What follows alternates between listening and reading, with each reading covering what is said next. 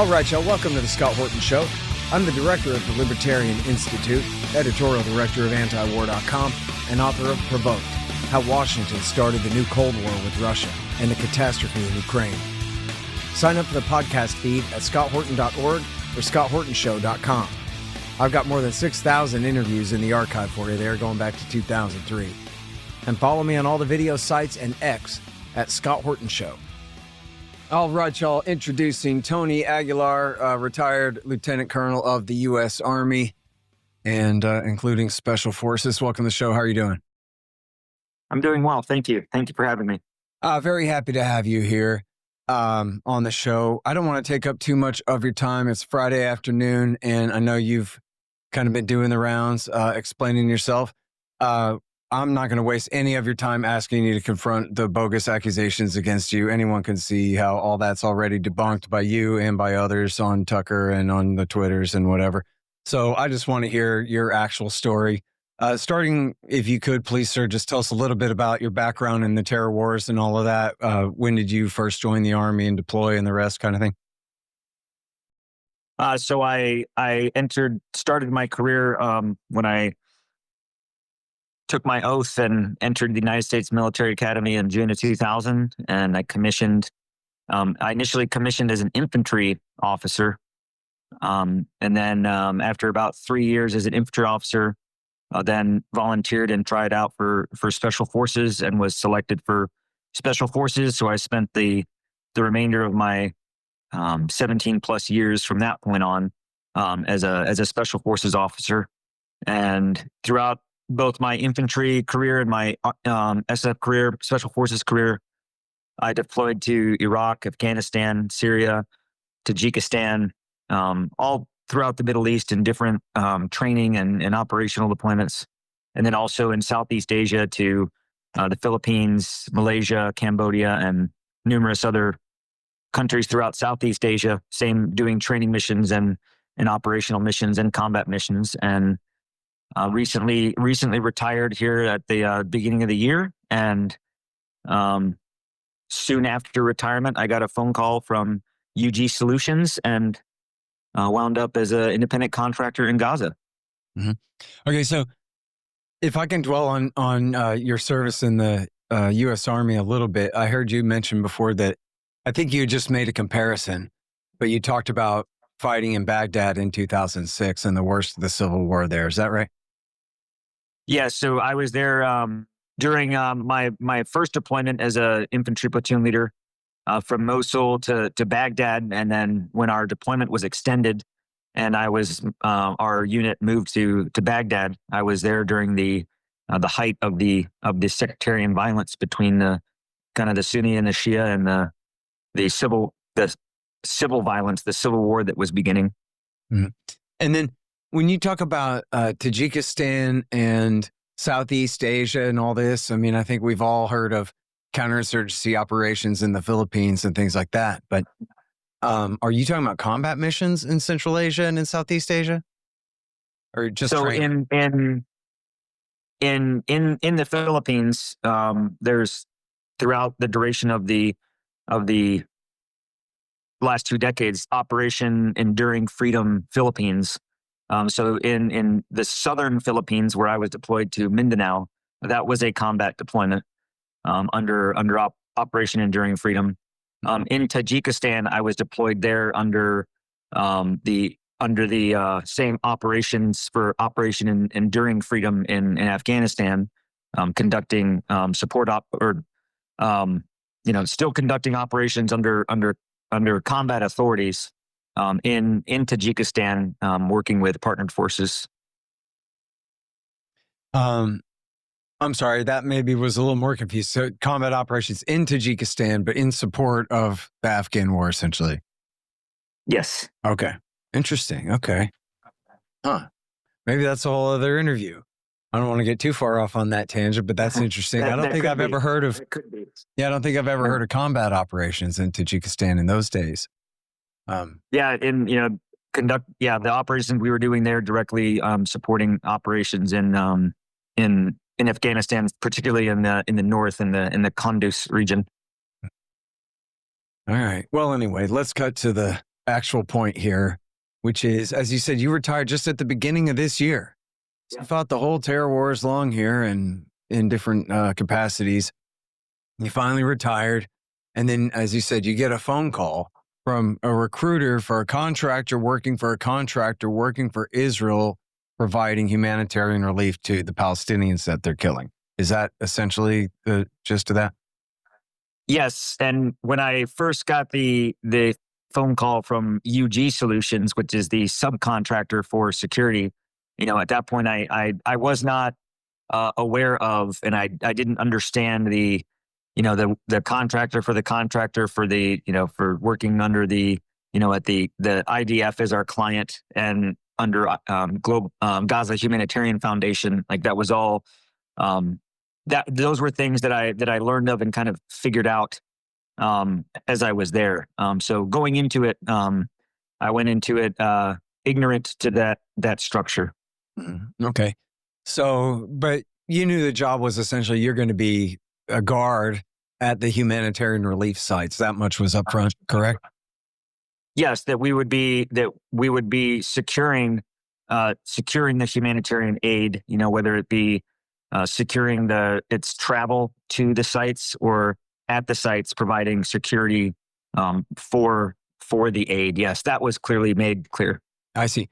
Okay, and now, so the context is, as I think you explained to Tucker Carlson, was there used to be the United Nations Refugee Relief Agency, and they were kicked out of there. And so then this was the replacement solution, was that this contractor, the Gaza Humanitarian Foundation, would take charge of the relief instead. Is that correct?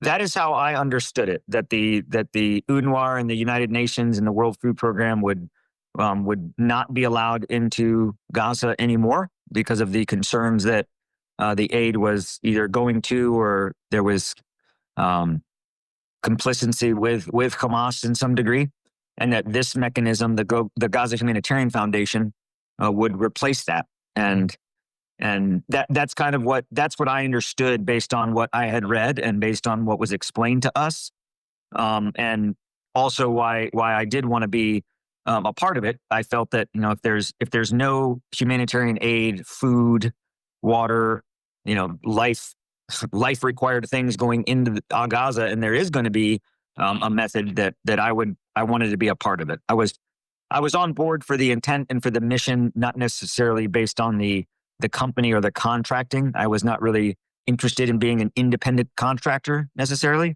but I did believe in the purpose of the mission. And specifically in the sense of making sure that it was regular civilians getting it, not Hamas fighters, or there's nothing you can do about that either way, really. So my desire in going in was primarily that human beings that obviously need food and water to survive, that there was food going in.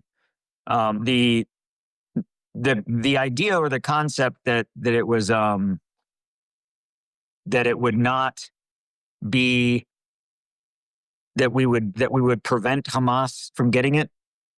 Again, I find that hard, both on the side from the blaming of the UN and saying that Hamas was taking it to the method that we're doing it in any measure of preventing Hamas from getting the aid. It's not like when civilians and the population show up to these sites that they're wearing a Hamas name tag or a Hamas T-shirt, or they identify themselves as such. Anyone can be Hamas, and that's the challenge of dealing with an insurgent organization where it.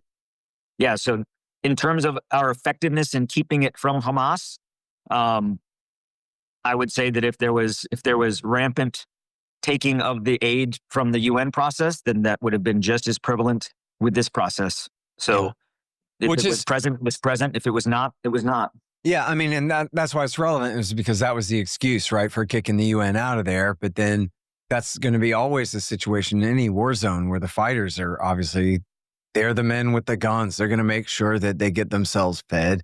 That's essentially unavoidable. And so, but then I think, as you explained to Tucker, with the replacement, of the UN system with what you guys were doing instead, you're talking about a small fraction of the amount of aid able to be distributed. It was just nothing like a full replacement, just a fraction of what had been happening.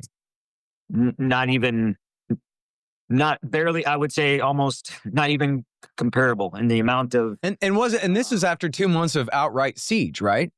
Where they weren't letting any trucks in at all. Then when they finally let the trucks in, it's this agency.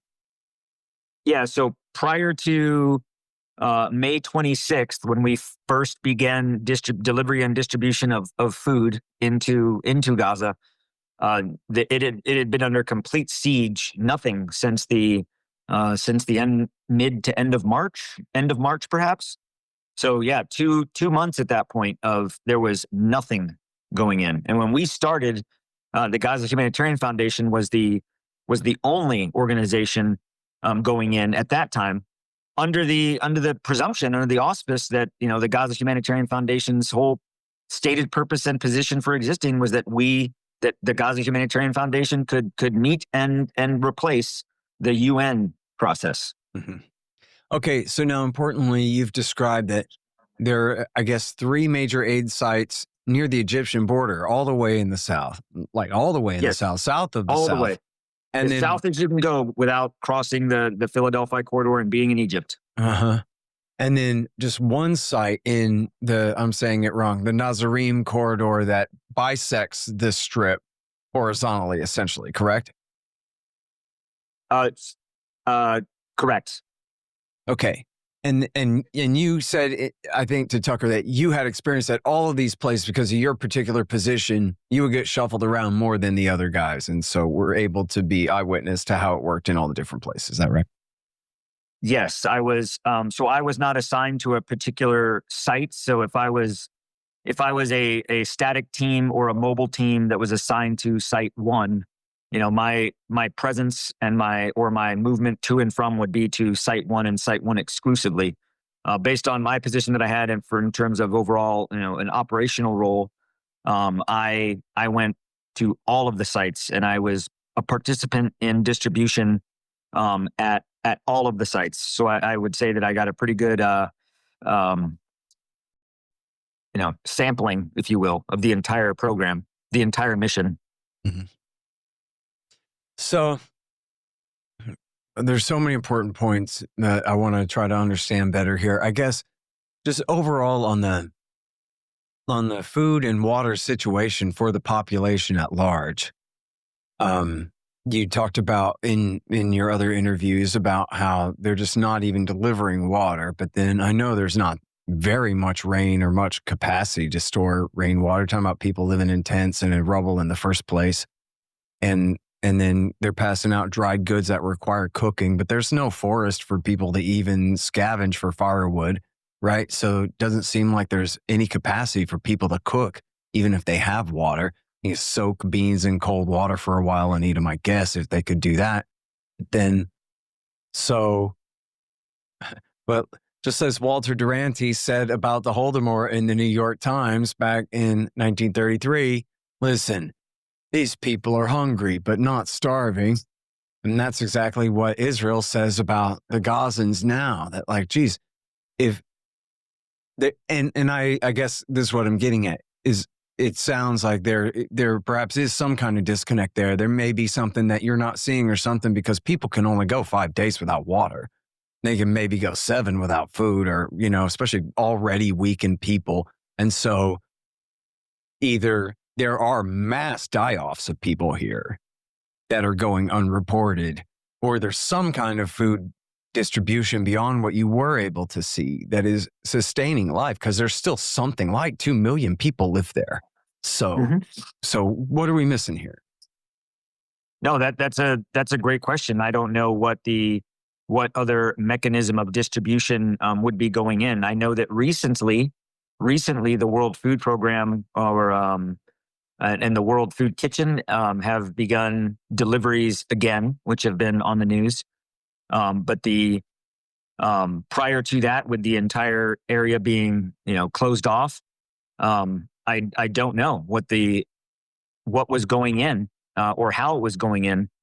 In terms of the water situation, I know that that from assessments from various UN agencies or from NGOs that are present in Gaza, that they too cannot leave. They're essentially stuck in there. That there are some smaller or less reliable sources of water, some hand pumps, small generators that are they have solar power, things like that. That there is some water, but definitely not on the scale for a population to have reliable sources of water. I know for a fact that under Gaza Humanitarian Foundation that we did not distribute water. We did not distribute any at all, any water to them at all. So the only time that I ever saw a bottle of water on a location is during Eid. An organization called the Muslim Brotherhood provided boxes of food during the Eid period, and that one time and that one time only, on that one period of window, there was bottles of water that were being provided, but not by GHF. And from the beginning till now, GHF has not had a water distribution, bottled or tanks, with their food distribution. And again, the food they distribute in their boxes is all dried food that requires water to cook. Mm-hmm. And you said you were told by your superiors there that we can't ship in bottles of water simply because it costs too much. Yeah, the cost and considering the because of the weight of water, that with having to distribute the water differently, you can't just fill up the whole truck with water. It would be too heavy.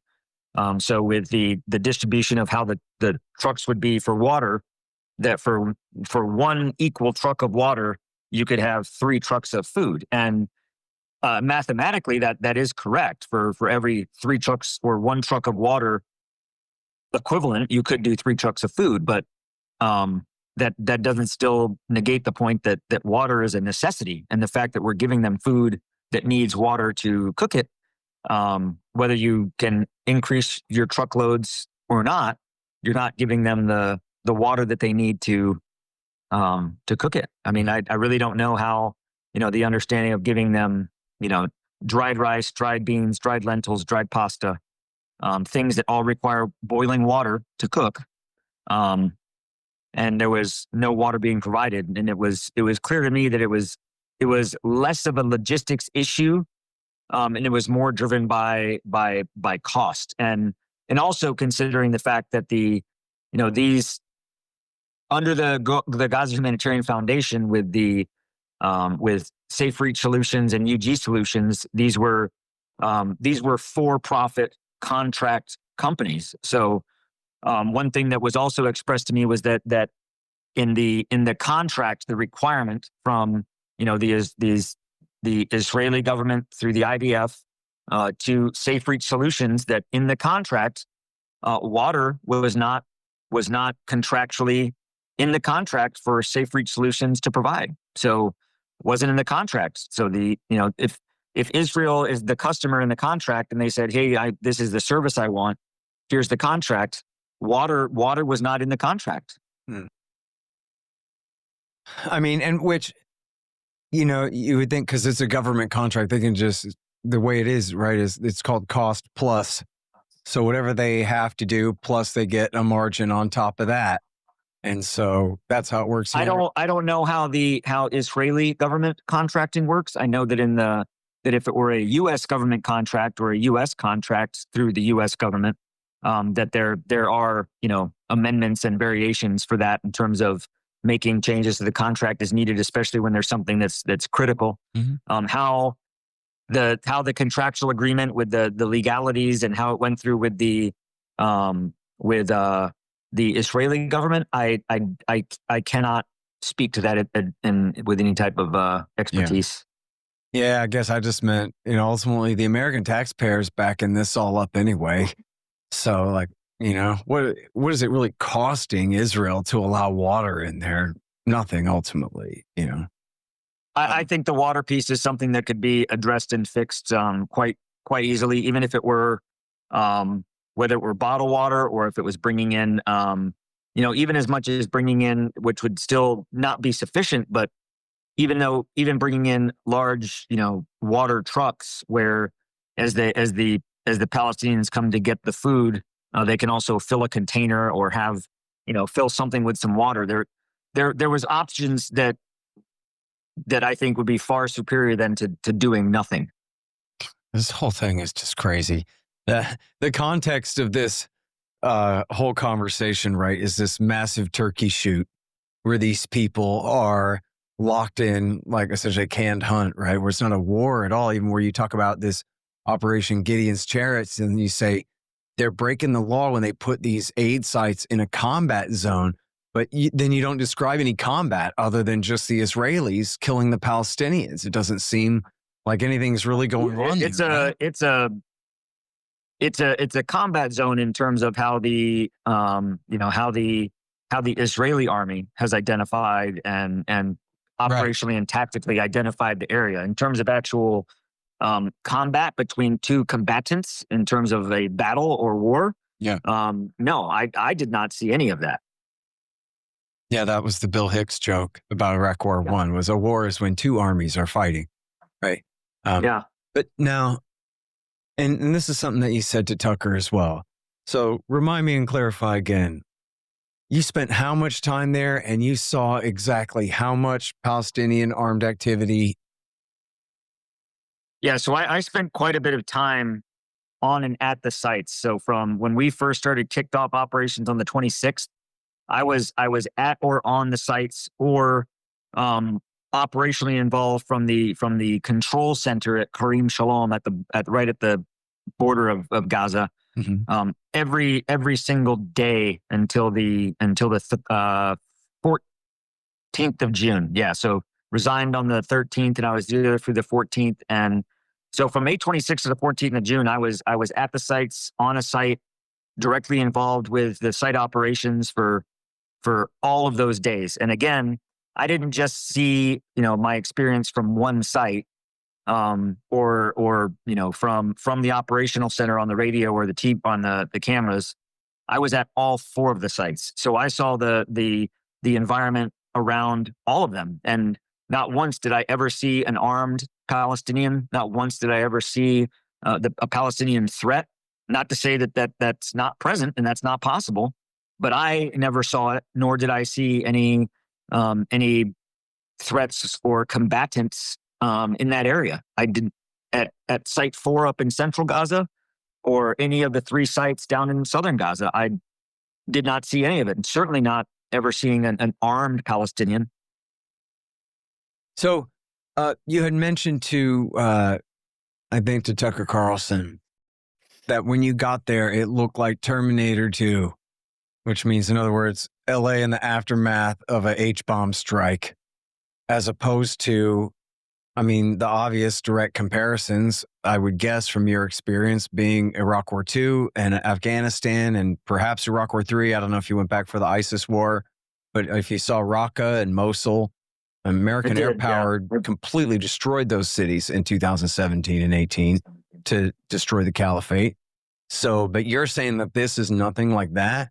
This looks more like an atom bomb hit, more like actually Hiroshima. The destruction is if it's it was something akin to, if you were to look at comparative photos to World War II in Nagasaki and Hiroshima in the vicinity of the epicenter. It was everything there is just flattened. And there's videos that have come out from some of the air crew of the aircraft that were delivering airdrops into Gaza City over the last week. And there's footage that's come out, kind of an overhead look.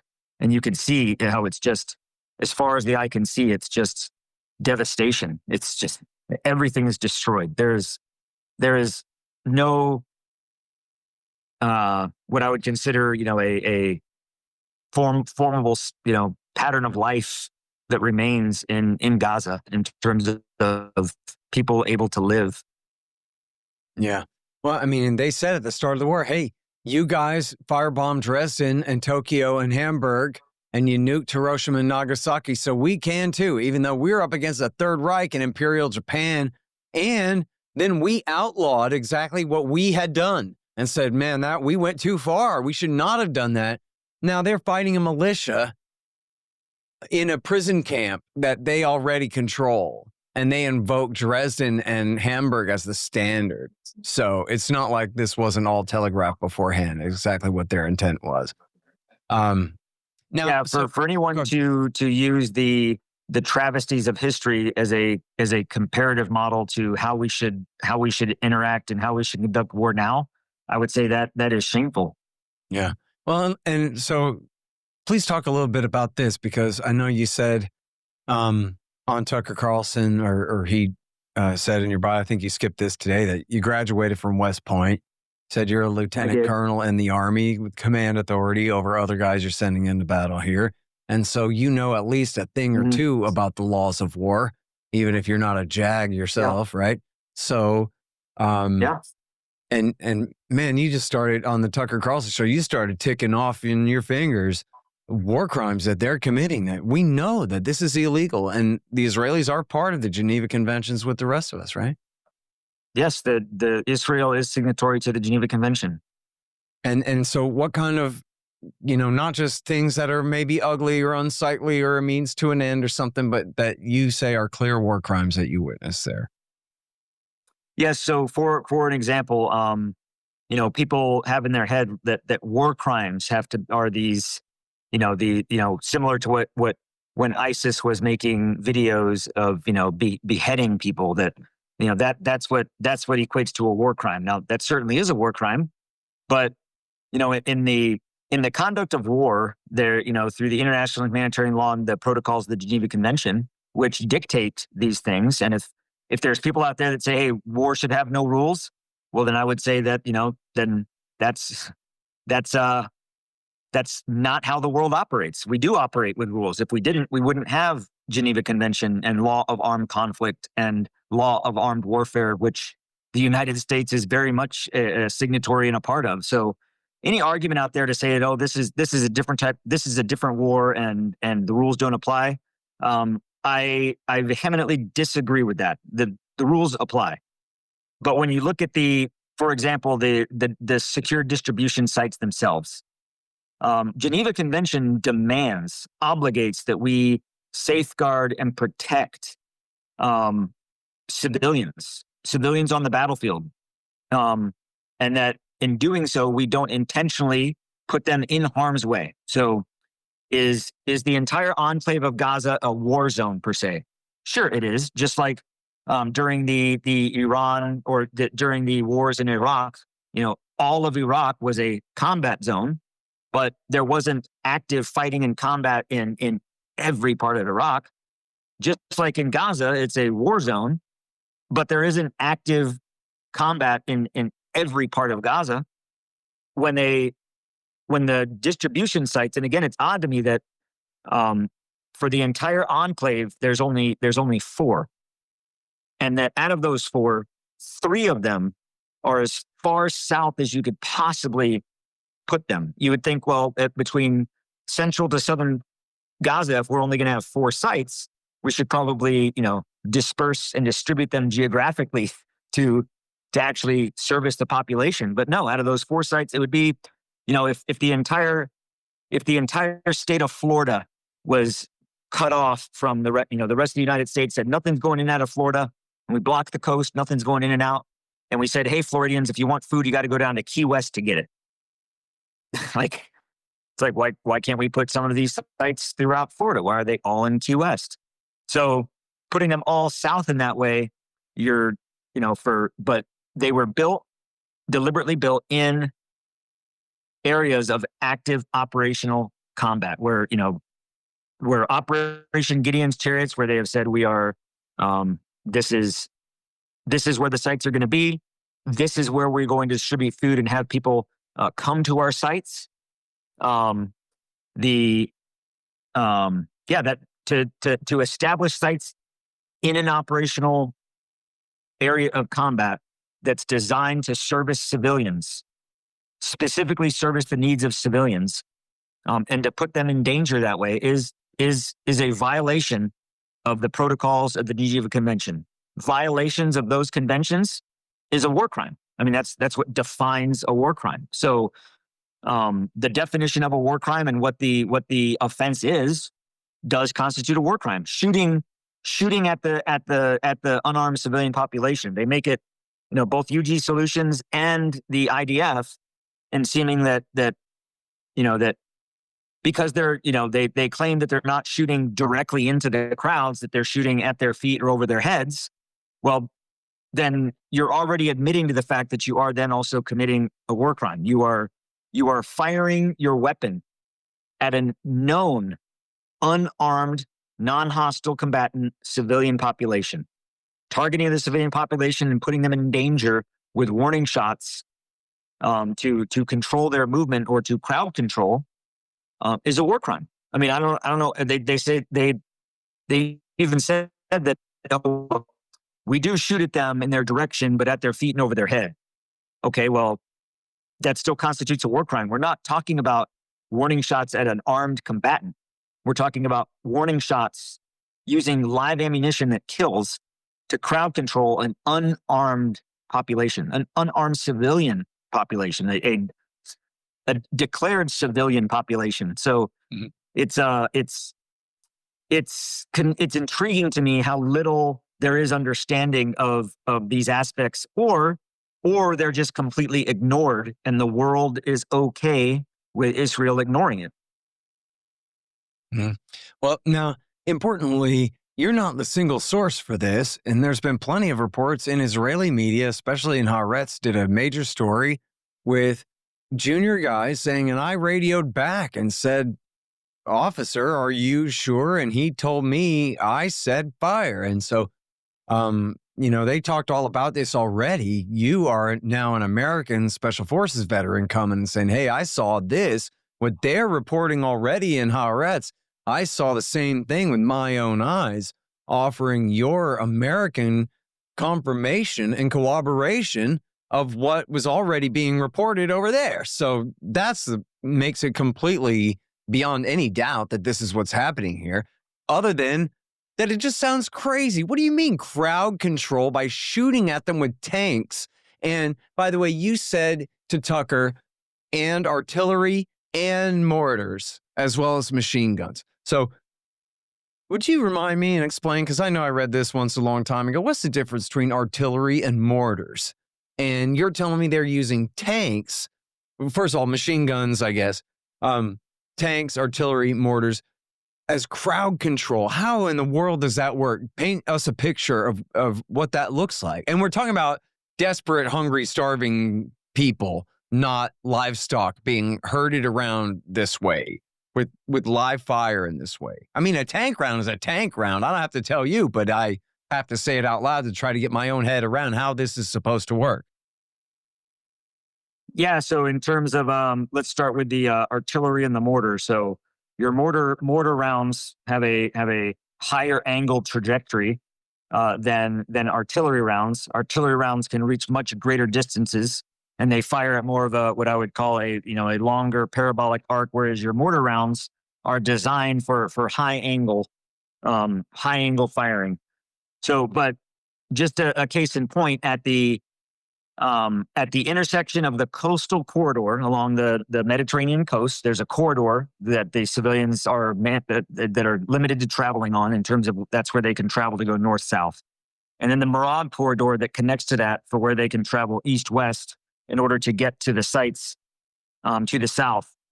So at the intersection of the Marab corridor and the coastal road, there's a large intersection. It's an area where typically when the civilians are coming down, where they get stopped and they just queue in this massive crowd while the sites are being prepared in terms of putting the aid on the site and getting the site ready.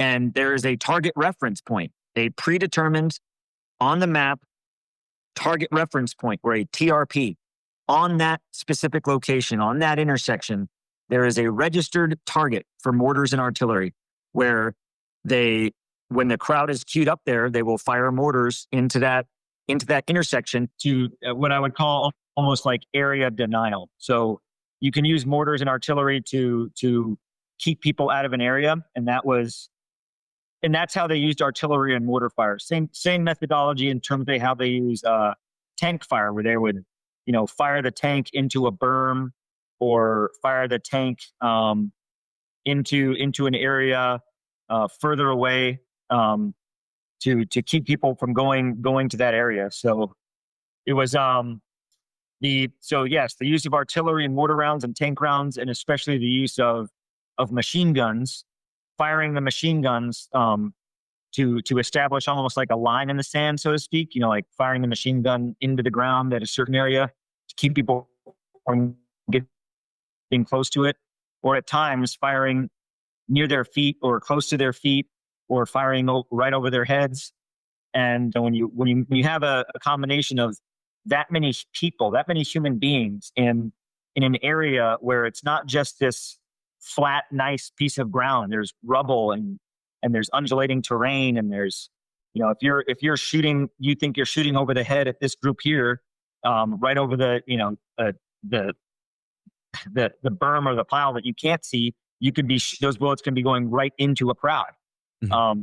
It's also just a irresponsible and negligent practice to use warning shots, which are live ammunition, using warning shots against an unarmed civilian population. Using warning shots, if it were with a combatant, an enemy combatant who has, they've put down their weapons and they're no longer fighting and their hands are up in the air, and they're at a distance and you're saying, "Hey, stop," and they don't. You fire a warning shot.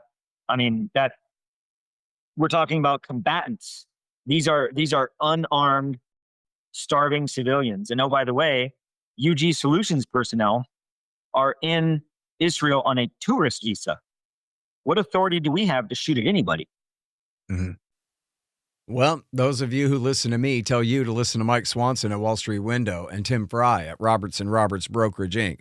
Have bought a bunch of gold, must be doing great right now, and should probably donate to the Libertarian Institute. Robertson Roberts is the best. It's a matter of trust. There's no flashy gimmicks, risky schemes, or bait-and-switch scams here. Robertson Roberts is here to help you protect your wealth. Any portfolio ought to have a solid percentage in metals. For us Austrian school types, even more. Go to Robertson Roberts Brokerage Inc. at rrbi.co to protect yourself from monetary inflation. That's rrbi.co.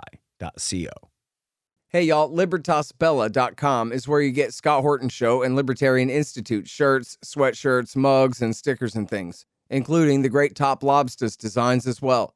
See, that way it says on your shirt why you're so smart. Libertas Bella, from the same great folks who bring you ammo.com for all your ammunition needs too. That's LibertasBella.com. Hey y'all, I've been working on the audiobook of my new book, Provoked: How Washington Started the New Cold War with Russia and the Catastrophe in Ukraine. I've now finished and posted part 3 of the audiobook to my Substack and Patreon at scotthortonshow.com and patreon.com/scotthortonshow. So that finishes all of George H.W. Bush and Bill Clinton. I know there's still a long way to go, but just these first 2 chapters are almost 10 hours of audio to get you started. I promise I'm doing the rest as fast as I can. Get the audiobook of Provoked first. Subscribe at scotthortonshow.com or patreon.com/scotthortonshow. Yeah, I mean, there's a question of legal liability there, but, hopefully you got a good lawyer here. So now, and you pointed this out on the Tucker show too, that, look, they could just put up a sign or they could put up ropes, right? It doesn't have to be a velvet rope, but like, I just went and saw Willie Nelson play on the 4th, and there's an endless number of, how much could they cost? Like $20, maybe $50 a piece. These sort of just metal bike rack looking barricades that just show you go this way, right? And then this is something else that you talked about too, was they line them all up and then they just open the gate. You call it the 8 minutes of chaos there. Instead of letting a few people through at a time or any kind of orderly thing, And then they shoot at them all to tell them which way to go. So this all sounds very deliberate, right? This sounds insane. I mean, in fact, you had said that, well, I think these guys are just very untrained, reserve conscripts. But this sounds, Norman Finkelstein says it sounds like a mousetrap.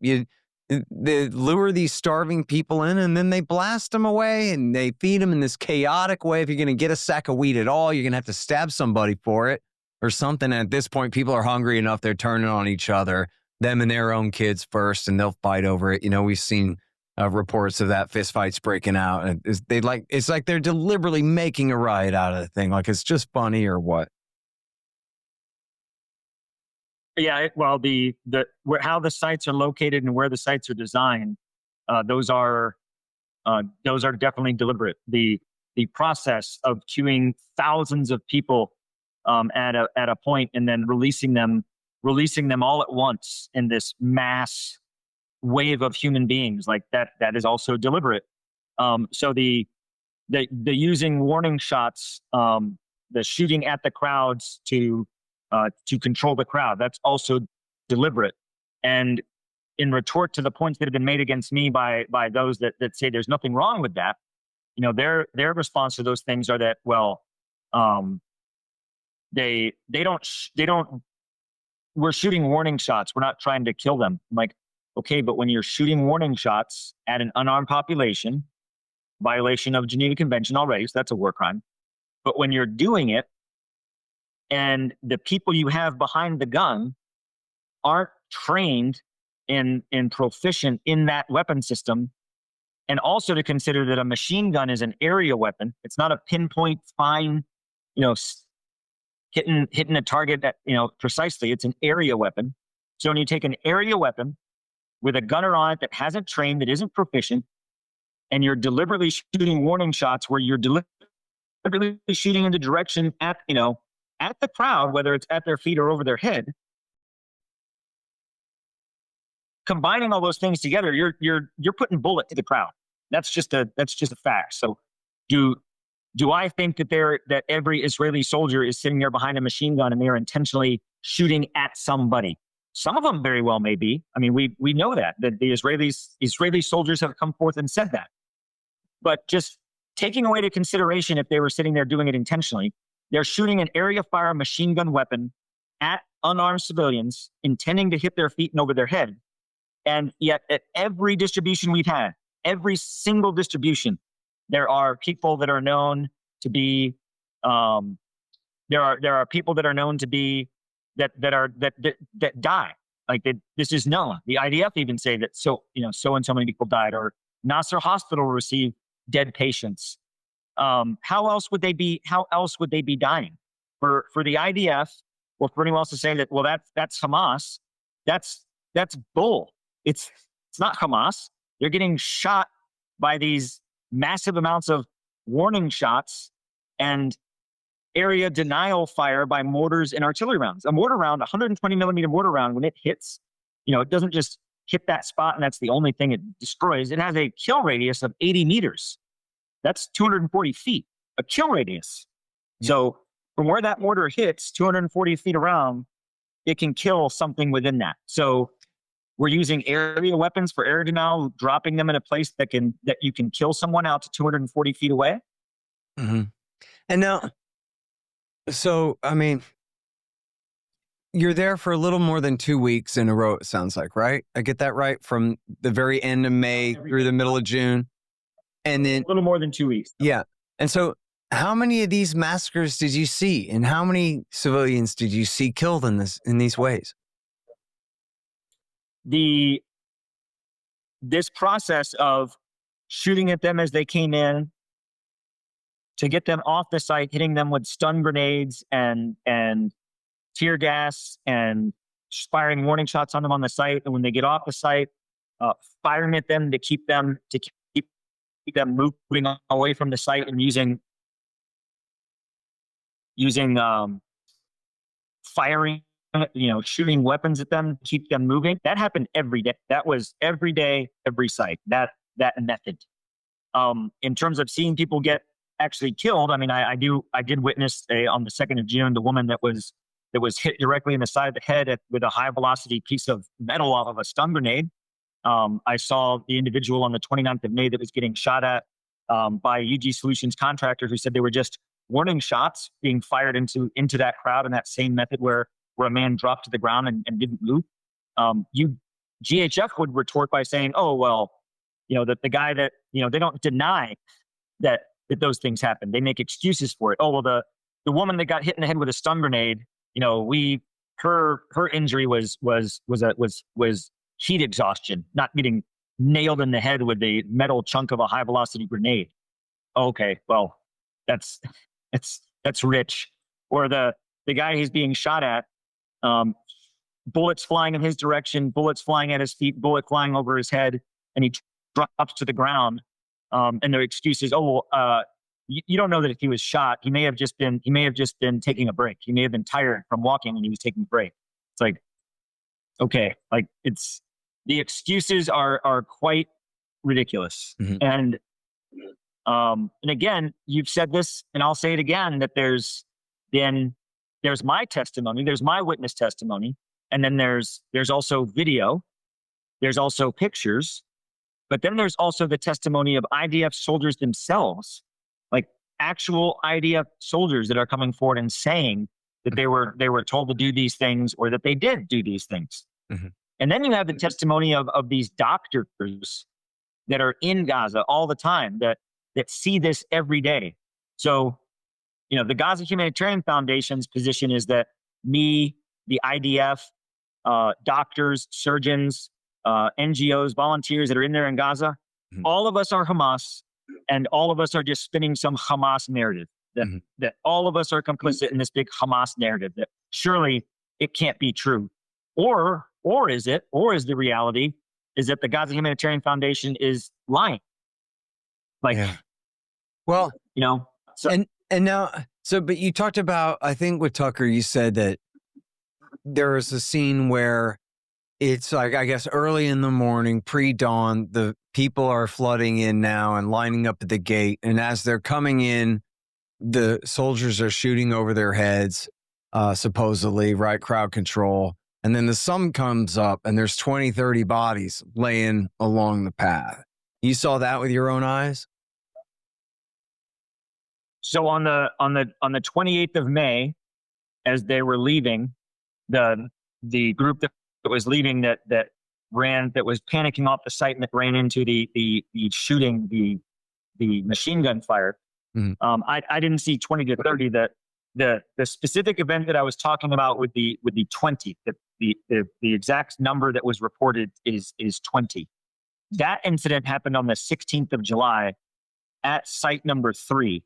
And that incident happened on the site where there were so many people there, and a stampede started. Panic set in and a stampede started.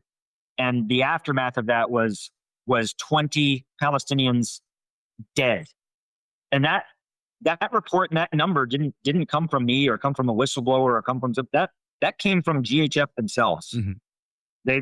They published that 20 people died, not near the site, not close to the site, on the site.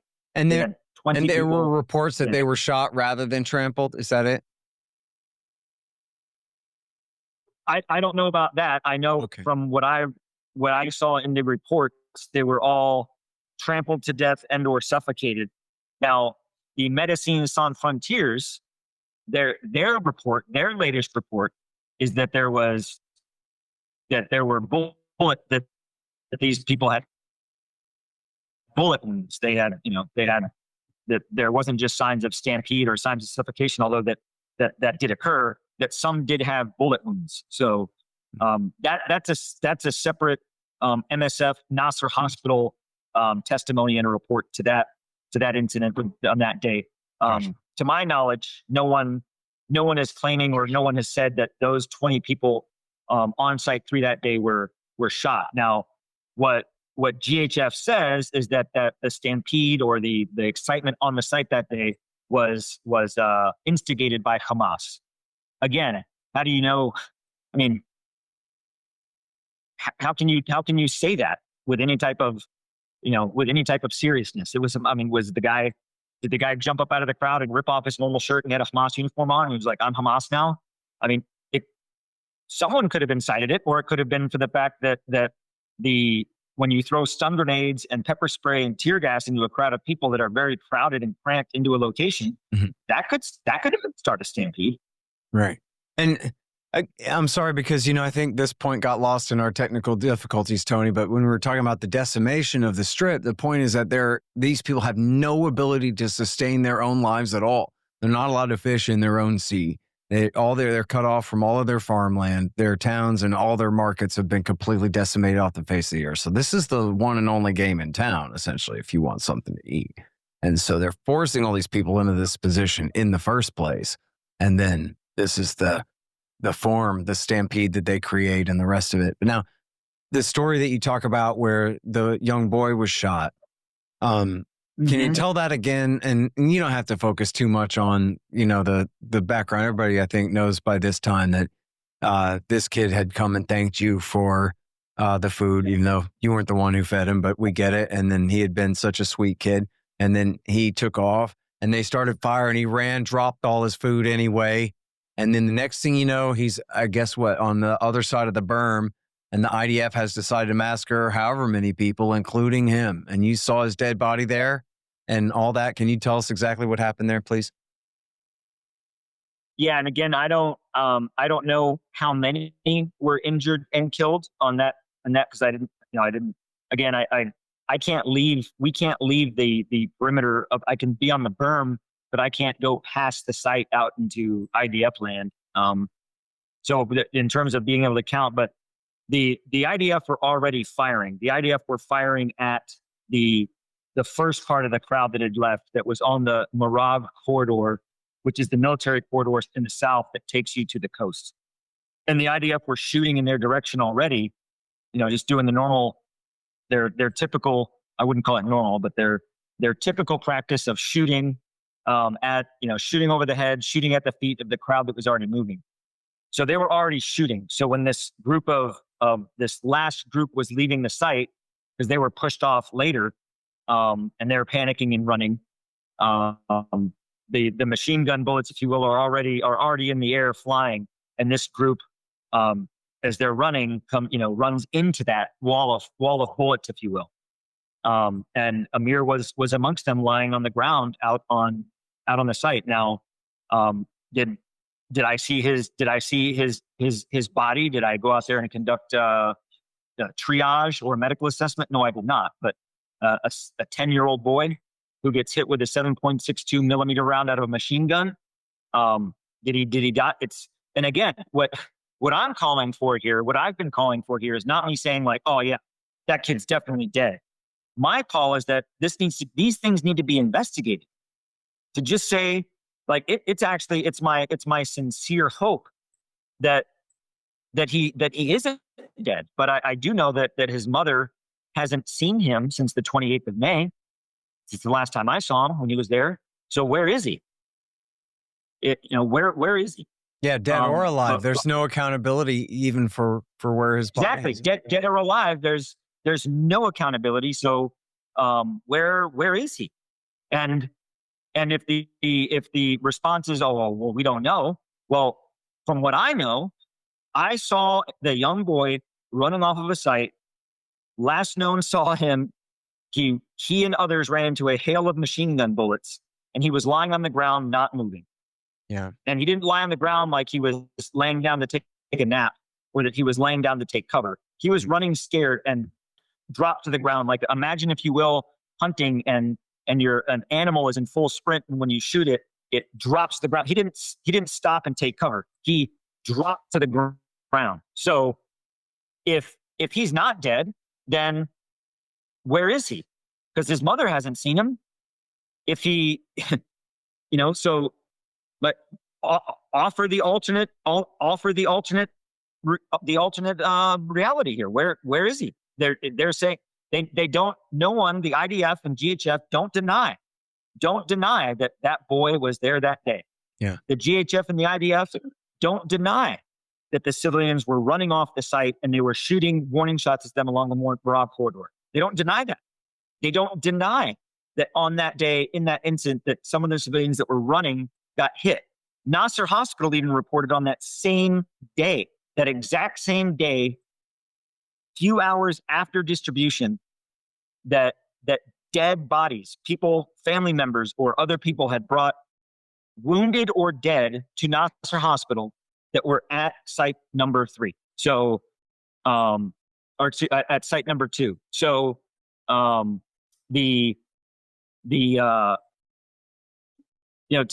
say that oh, that doesn't happen. They haven't denied any of it. They acknowledge it all.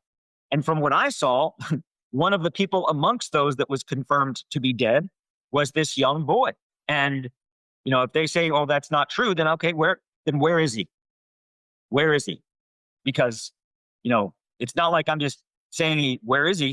His mother has been looking for him. His mother has asked, where is my son? So if she can't find him, and the last place I saw him was there lying on the ground, then where is he? Yeah. So regardless of the point, right? It's like, is that our level of we displaced a boy and separated from his family and scared him to death by shooting at him? That's okay. He didn't die, did he? Well, that's all fine then. Then that everything else is fine.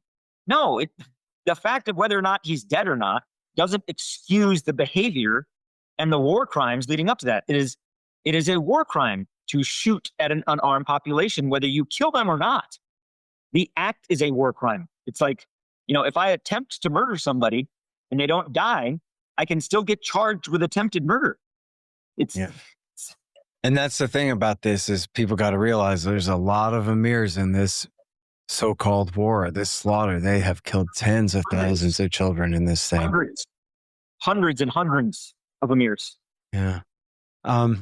Listen, so you did the BBC, and if I recollect it correct, the next thing you did was the Tucker Carlson show, and he told you, well, they're going to attack you.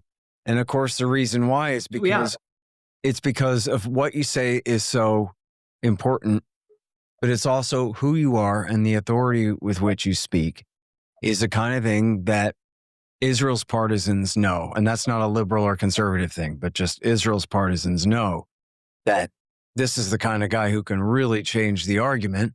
And I've already heard anecdotes about people's Zionist father now really are thinking about this a second time. Now that they've heard Colonel Aguilar tell his side of the story here, this is an authoritative source. This is not a guy who's some, Democratic Party operative trying to make Donald Trump look bad or any kind of thing. They know that's not true. They can take one look at you, take one listen to you. They can see your conversations, especially with Tucker Carlson. They know that's not what's going on here.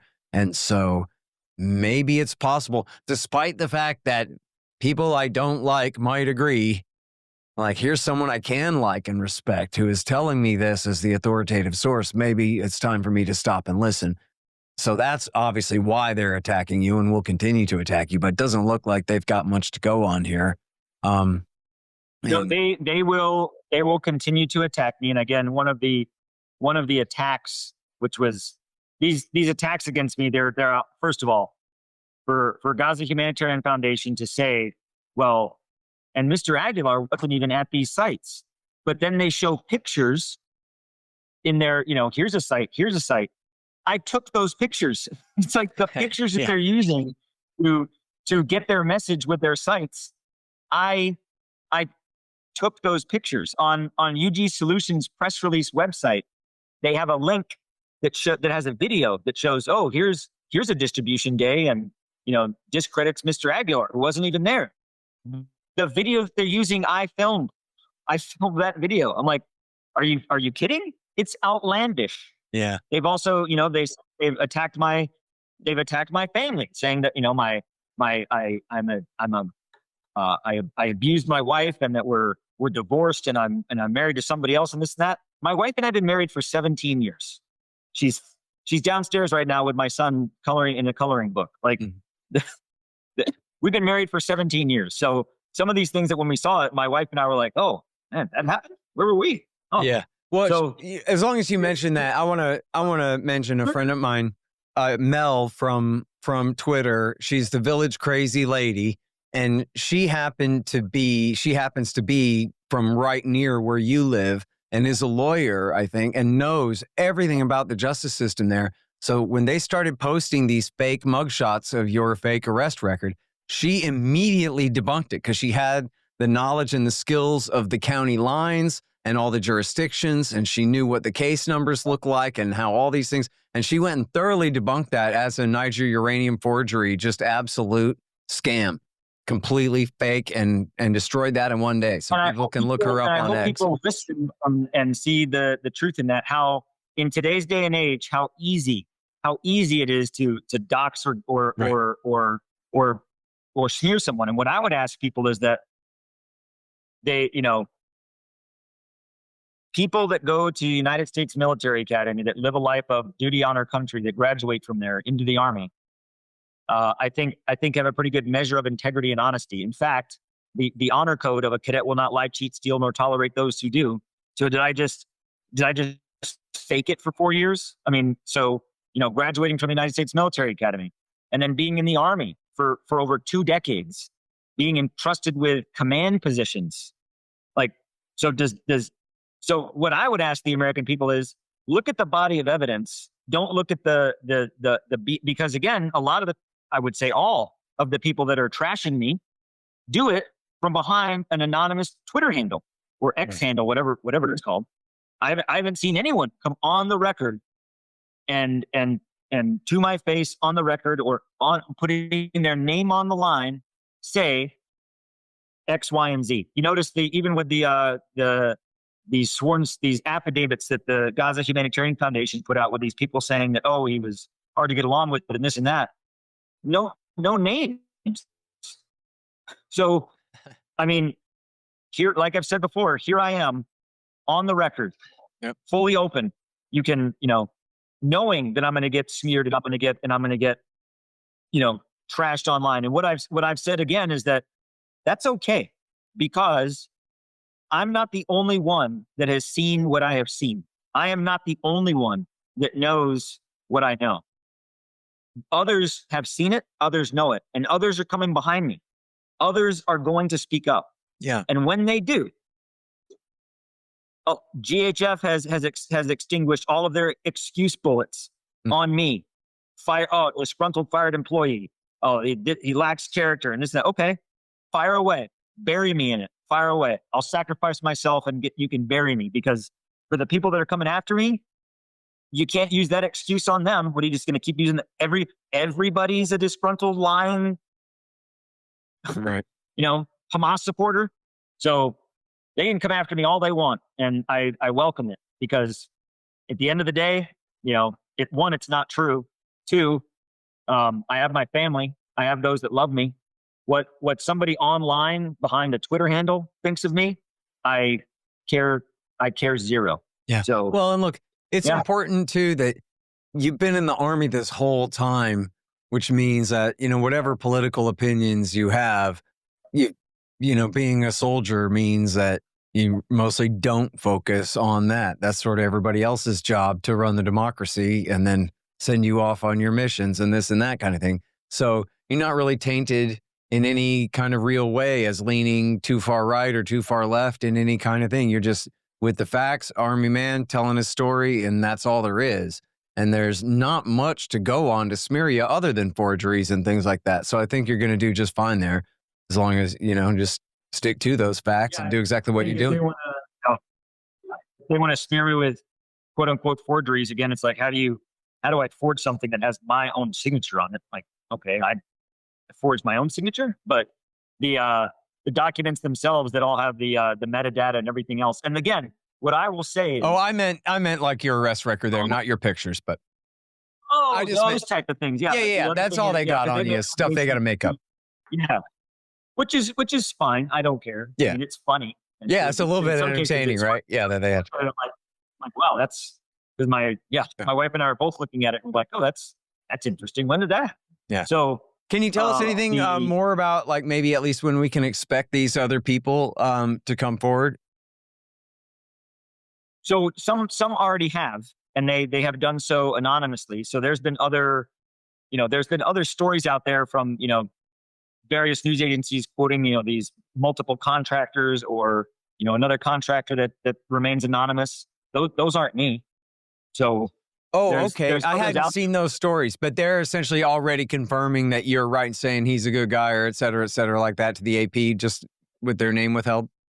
Well, not necessarily saying, talking about me, but confirming the things that I've said in terms of the indiscriminate shooting, the lack of rules of engagement and standard operating procedures, the way how the sites were built in a very dangerous way, the operations and how they were ran. Like, do you happen to remember which?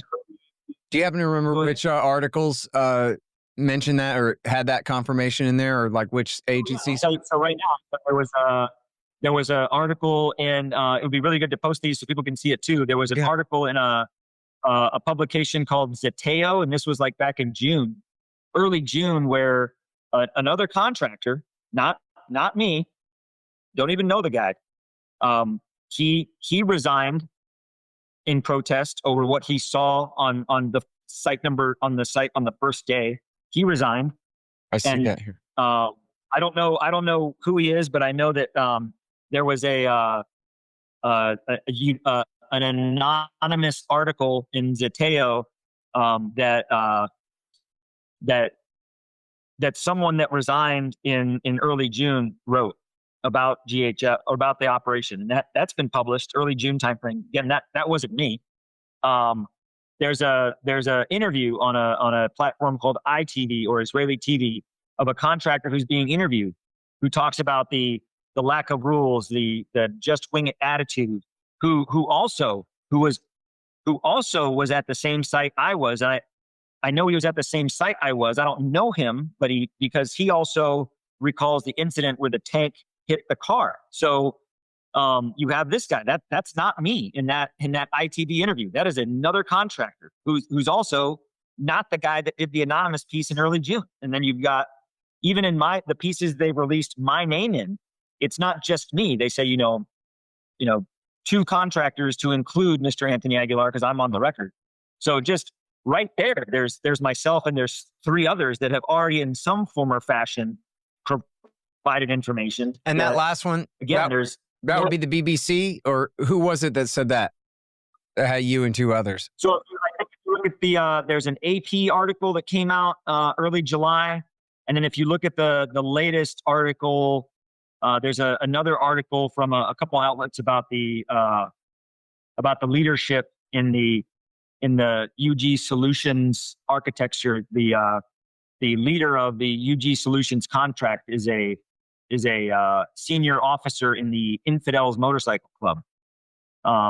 So there was a piece that came out on that, and there's another contractor as a source in there who's, my name's mentioned in it, but there's another contractor who I don't know who it is, but it's not me. So just there already, there's four of us and the contract ends, the 90-day contract ends on the 21st of August. After the 21st of August, and everybody is, released from their contract, and they're not making that $1,380 to $1,500 a day anymore. And they have to look at themselves in the mirror. Mark my words, there are going to be people coming forward that share the things that they've seen. Yep. All right. Well, listen, man, thank you very much for your time on the show, Tony. I really appreciate you coming on and telling us your story here. It's a very crucial one. No, I appreciate your platform, and I thank you for the invite, and thank you for all you do. And it's been a good discussion. So thank you, sir. All right, you guys, that is Tony Aguilar, Lieutenant Colonel in the U.S. Army, retired. Thanks for listening to The Scott Horton Show, which can be heard on APS Radio News at scotthorton.org, scotthortonshow.com, and the Libertarian Institute at libertarianinstitute.org.